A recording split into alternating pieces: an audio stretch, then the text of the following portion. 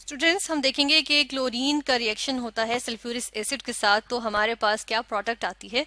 हम देखते हैं कि क्लोरीन जिसकी हम बात कर रहे हैं, जिसके हम केमिकल प्रॉपर्टीज देख रहे हैं, इसके लिए हम सिंबल यूज करते हैं Cl, ठीक है, कैपिटल C स्मॉल l। और हम ये देख लेते हैं कि ये क्लोरीन है, ये हेलोजन है, ठीक है, हेलोजन एलिमेंट है, ठीक है। हम कहते हैं ये हेलोजन एलिमेंट है, यानी कि सॉल्ट फॉर्मिंग। जिस तरह सोडियम क्लोराइड जो हम खाने के तौर पे नमक इस्तेमाल करते हैं, ठीक है, खाने में नमक इस्तेमाल करते हैं, तो उसके अंदर भी सोडियम क्लोराइड यूज होता है, ठीक है, सॉल्ट है। तो सॉल्ट बनाने में जो है वो क्लोरीन का पूरा जो है वो हम देखते हैं कि क्लोरीन का कंटेंट भी मौजूद है उसमें, ठीक है ना। तो इसलिए हम कहते हैं कि ये हेलोजन एलिमेंट है। इसके अलावा एक इस ग्रुप में अगर हम देखें तो ये जो है ग्रुप 17 में जो है वो पाया जाता है, ठीक है, ग्रुप 17 से बिलोंग करता है पीरियोडिक टेबल के। फिर देख लेते हैं कि सल्फ्यूरस एसिड जो है ये हमारे पास क्या होता है। सल्फ्यूरस एसिड होता है H2SO3, ठीक है, ये होता है H2SO3। और इसके अंदर हम इसकी थोड़ी सी इसकी केमिस्ट्री देख लेते हैं, इसको एनालाइज कर लेते हैं। यहाँ पर हम देखते हैं कि ये जो H2SO3 है, इसका स्ट्रक्चर देख लेते हैं। स्ट्रक्चर अगर देखें तो किस तरह से होता है कि एक सल्फर होता है, ठीक है, मिड में सल्फर है, सेंटर में डबल बॉन्ड बना के एक ऑक्सीजन है, यहाँ पर भी एक ऑक्सीजन आ जाएगा और यहाँ पर भी एक ऑक्सीजन आ जाएगा। अब क्या होगा, एक हाइड्रोजन इस ऑक्सीजन के जो है वो बॉन्डिंग, ऑक्सीजन को दो बॉन्ड बना सकता है ना, तो ऑक्सीजन के बॉन्ड बनाने के लिए फुलफिल करेगा, ठीक है, हाइड्रोजन, और एक हाइड्रोजन यहाँ पे इसकी वैलेंसी को सेटिस्फाई करेगा, ठीक है। तो ये हमारे पास सल्फ्यूरस एसिड आ जाता है, ठीक है ना, इसका स्ट्रक्चर आ जाता है। अब इसमें हम ये देख लेते हैं कि इसकी हम ऑक्सीडेशन स्टेट भी इसमें जो है वो डिफरेंट एलिमेंट्स की देख लेते हैं, ठीक है। इसमें से हम किस तरह से देखते हैं, यहाँ पर हम जो है इसको पहले हम सल्फ्यूरस एसिड का फॉर्मूला लिख लेते हैं, ठीक है।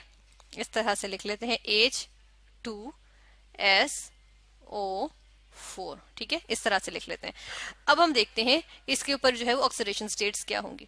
हाइड्रोजन की हम कहते हैं कि मोस्ट ऑफ द टाइम +1 होती है, ठीक है, लाइक 99% जो है वो इसकी +1 होती है, तो +1 आ गई, ठीक है। और दो हाइड्रोजन है तो इसलिए हम कर देंगे ×2, यानी क्या बन गई, +2 बन गई, ठीक है। तो हम ऐसे करते हैं, डायरेक्ट जो है वो +2 लिख देते हैं, ठीक है। फिर ऑक्सीजन की क्या होती है, ऑक्सीजन की होती है -2, ठीक है। और यहाँ पे 4 ऑक्सीजन है, ठीक है, तो हम 4 लिखेंगे। अब क्या है यहाँ पे -4 2 8, तो ये -8 हो गई, ठीक है। हम ऐसे करते हैं, डायरेक्ट लिख देते हैं -8। अब सल्फर की ऐसी क्या यहाँ पे ऑक्सीडेशन स्टेट होगी, क्योंकि सल्फर की वेरिएबल ऑक्सीडेशन स्टेट्स होती हैं, बहुत ढेर सारी होती हैं, ठीक है ना। तो यहाँ पर क्या ऑक्सीडेशन स्टेट होगी सल्फर की, जिसकी वजह से हम कहते हैं कि अच्छा, यहाँ पर हम थोड़ी सी जो है वो करेक्शन कर लेते हैं कि SO4 नहीं है, ठीक है। यहाँ पर ये क्या चीज है, यहाँ पर हम लिखते हैं कि ये 3 है, ठीक है, ये हम यहाँ पे करेक्शन कर लेते हैं। और इसी वजह से जब यहाँ पर हम करेंगे तो -2 × 3 जो है क्या चीज आ जाएगी, यहाँ पर 6 आ जाएगा, ठीक है। हम ये देख रहे थे कि सल्फर की अब ऐसी क्या होगी ऑक्सीडेशन स्टेट, जिसकी वजह से ओवरऑल हम कहेंगे कि इसका जो सल्फ्यूरस एसिड का जो ऑक्सीडेशन स्टेट होगी वो 0 होगी। अब ऑक्सीडेशन स्टेट होती क्या है कि ऑक्सीडेशन स्टेट होती है कि कोई एक एलिमेंट कितने इलेक्ट्रॉन्स किसी एक कंपाउंड के अंदर या किसी मॉलिक्यूल के अंदर कितने इलेक्ट्रॉन्स गेन कर सकता है, जैसे कितने इलेक्ट्रॉन्स लूज कर सकता है। अब इस तरह हम एक मॉलिक्यूल के अंदर देखें तो हाइड्रोजन जो है, एक हाइड्रोजन जो होगा वो एक इलेक्ट्रॉन लूज कर सकता है, एक ऑक्सीजन 2 इलेक्ट्रॉन्स गेन कर सकता है। अब सल्फर को अगर हम देखें तो इनको न्यूट्रल करने के लिए, ओवरऑल कंपाउंड को न्यूट्रल करने के लिए हमें जो है वो यहाँ पर +4 की ऑक्सीडेशन स्टेट देनी पड़ेगी, यानी कि +4 +2 +6 -6 ओवरऑल न्यूट्रल हो जाएगा, ठीक है। यानी कि हमारे पास सल्फर की आ गई +4 ऑक्सीडेशन स्टेट यहाँ पे, ठीक है। अब हम देखते हैं क्लोरीन के साथ रिएक्शन। क्लोरीन के साथ रिएक्शन जब स्टार्ट होगा तो इसका स्टार्ट हम कुछ इस तरह से लेते हैं कि सबसे पहले हमारे पास आ गया सल्फ्यूरस एसिड, ठीक है, ये सल्फ्यूरस एसिड यहाँ पर आ गया, ठीक है। अब हमने क्या देखना है कि इसका रिएक्शन हमने देखना किसके साथ है, हमने क्लोरीन के साथ देखना है, ठीक है। क्लोरीन क्या है जी, क्लोरीन हम देख रहे हैं कि क्लोरीन जो है वो ऑक्सीडाइजिंग एजेंट होता है, ठीक है। क्लोरीन को हम देख लेते हैं कि ये क्या है, ऑक्सीडाइजिंग एजेंट है, ठीक है, ऑक्सीडेंट भी कहते हैं इसको, हम यहाँ पे लिख देते हैं ऑक्सीडेंट, ठीक है। और ऑक्सीडेंट्स क्या होते हैं, जो इटसेल्फ जो है वो रिड्यूस हो जाते हैं, दूसरों को ऑक्सीडाइज करते हैं। हम यहाँ पर ये लिख देते हैं कि ऑक्सीडाइज अदर्स, ठीक है, ऑक्सीडाइज अदर्स, ठीक है। तो क्लोरीन क्या करेगा, ऑक्सीडाइज करेगा। और यहाँ पर क्या चीज मौजूद है जिसको ऑक्सीडाइज कर सकता है, क्लोरीन जो है वो यहाँ पर ऑक्सीडाइज करेगा सल्फ्यूरस एसिड को, ठीक है। अब यहाँ पर वाटर भी मौजूद होता है, ठीक है ना, वाटर की प्रेजेंस में रिएक्शन होता है। अब रिएक्शन क्या होता है, हम रिएक्शन देख लेते हैं, ठीक है। रिएक्शन लिखने के लिए प्रोडक्ट्स यहाँ पे पूरे नहीं आएंगे, तो ऐसा कर लेते हैं कि हम इसको उठा के थोड़ा सा कहीं और ले जाते हैं, ठीक है, इसको यहाँ से उठा के इधर कर लेते हैं, ठीक है।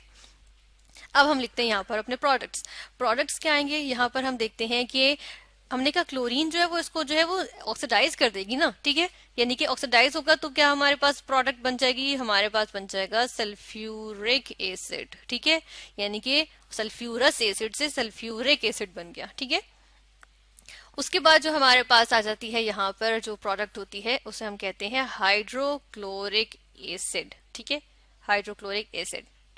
अब हम ये भी देख रहे हैं कि ऑक्सीडेंट दूसरों को तो ऑक्सीडाइज करता है और खुद जो है वो क्या हो जाता है, रिड्यूस हो जाता है, यानी कि दूसरों का इलेक्ट्रॉन जो है उनमें से निकाल लेता है और खुद अपने वो इलेक्ट्रॉन खुद ले लेता है।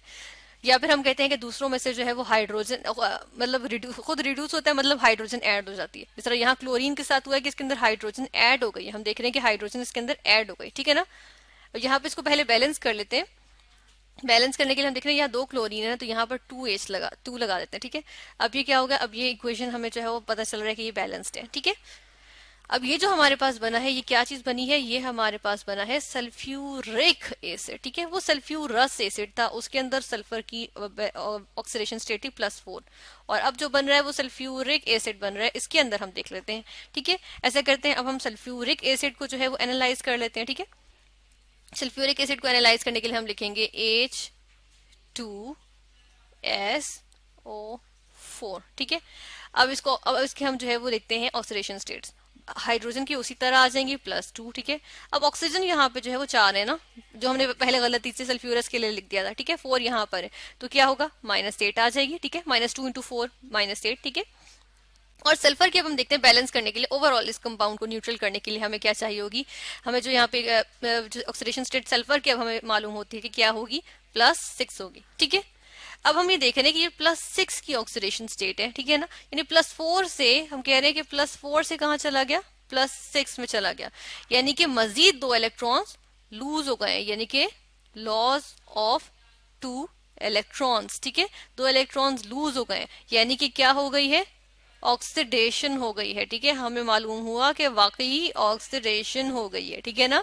सल्फ्यूरस एसिड की सल्फ्यूरिक एसिड में ऑक्सीडेशन हो गई, और यही क्लोरीन करता है, यानी क्योंकि क्लोरीन जो है वो ऑक्सीडेंट है, या हम कहते हैं कि ये ऑक्सीडाइजिंग एजेंट है। इसका जब सल्फ्यूरस एसिड से रिएक्शन होता है तो ये क्या करता है, ये जो है वो सल्फ्यूरस एसिड को ऑक्सीडाइज कर देता है सल्फ्यूरिक एसिड में, ठीक है, H2SO4 में, और हमारे पास जो बाय प्रोडक्ट में आ जाता है हाइड्रोक्लोरिक एसिड।